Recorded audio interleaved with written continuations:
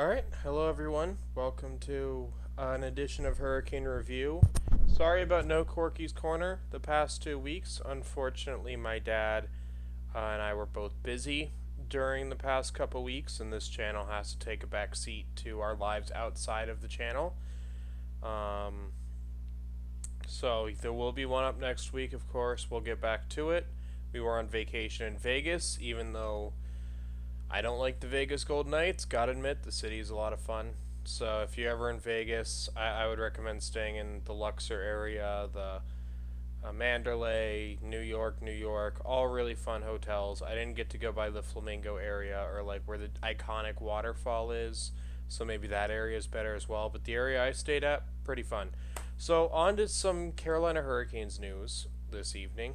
Uh, and the reason I didn't get to talk about this contract earlier and I'm posting it in the early hours of today is basically because Carolina, because of the vacation. And that news is this is going to be a quick hurricane review. That news is indeed that Brendan Lemieux is a Carolina Hurricane for 800K. This isn't really a big blockbuster news. It's not the Vladimir Tarasenko or Erik Karlsson deal I was talking about. Now, I can talk about that, but it's all rumors and speculation. It might not come true. Vlad may go to Ottawa, and Karlsson may go to Pittsburgh. So I think Karlsson ends up in Pittsburgh because Pittsburgh's just going to embrace the fact that they're old. So, is what it is. But I would prefer Tarasenko. I feel like Tarasenko is what Carolina needs more than Erik Karlsson. I do think Carolina can leverage. If we get EK65, we'll try to trade. It looks like Brett Pesci's on his way out. I don't agree with that. I think the defenseman that should go is Brady Shea. But Brady Shea looks like to be the one to go. And then you can get Tony DeAngelo if you need that offensive defenseman. I don't think you do. I think the power play system needs an overhaul. We've had multiple PP quarterbacks, and it hasn't worked. I think the issue is the system of the power play. I would study what the Oilers are doing. They have a very good power play. Vegas can't go wrong studying them. Colorado, when they had McKinnon and Landy and Rantanen, and that power play was very good when they won the cup. I think looking at those power plays and running a system more similar to what they do, or Washington, but it's easy when Alex Ovechkin can just hang out on the top of the circle. But on to the main topic, Brendan Lemieux. He provides what Carolina needs, and it's only 800K a year. He's a fringe NHLer. He might end up playing in the AHL, but not a big deal if he does. I mean, he's a center. Carolina has four very good centers in Aho. I think they still see Kakaniemi as the second line center. Trying to remember who they brought in.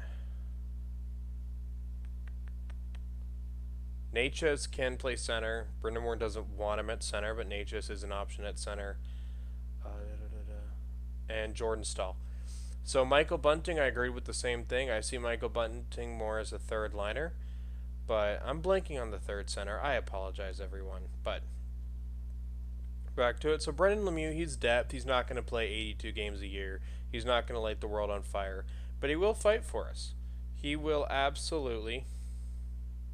Okay, I'm just checking to make sure my mic wasn't muted, or I'll have to do take two. But he will absolutely fight. No, Sam Bennett won't be able to take a run at Jacob Slavin without a response, having to fight one of the tougher guys in the league. Same thing with Jacob Trouba and Seth Jarvis. So it looks very nice. He's a good fit. In the playoffs, we may need him. I'm tired of being the team getting hit, and I want to be the team laying some bodies. That's the kind of hockey I like to play. I'd love to see Carolina embrace it. I would take Carolina being the dirtiest team in the league if it would mean they would win the cup. Brendan Lemieux is a step in that direction. Some much needed sandpaper. Being the nice team was fun while it lasted, but that time has come to an end with Michael Bunting, Brendan Lemieux, maybe a couple other guys. Tony DeAngelo does bring that. He doesn't bring the physicality in the way I like it. I like guys who can be defensive, but also can hit really hard and be defensive, and you can trust him not to score because those guys can really make a difference.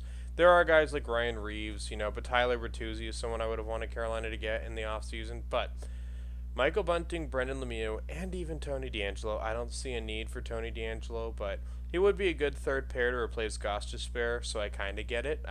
Carolina's got a really good farm system, and they're not going to have an AHL team next year, so why not give one of the AHL defensemen who you think could make the NHL a look instead of Tony DeAngelo? But I do get bringing in Tony DeAngelo. But yeah, those guys add some sandpaper. Carolina does need to get that goal scorer. Don't know how they're going to do it, how they plan to do it. They're a playoff team for sure, so they can always get one at the deadline, or they can get one during the season, or and situations like that. So that's it for this one. Just kind of a quick. It's not a big signing. It's not a big blockbuster trade. It's just a nice little move that no risk, decent reward of what we need. And that's about it for this one. If you guys like the content I'm producing on the channel, don't forget to hit like and subscribe. Share the video to your friends, and we can help the hockey community grow. And I'll see you guys for Corky's Corner on Monday. So this coming Monday, we'll resume Corky's Corner. See you guys then.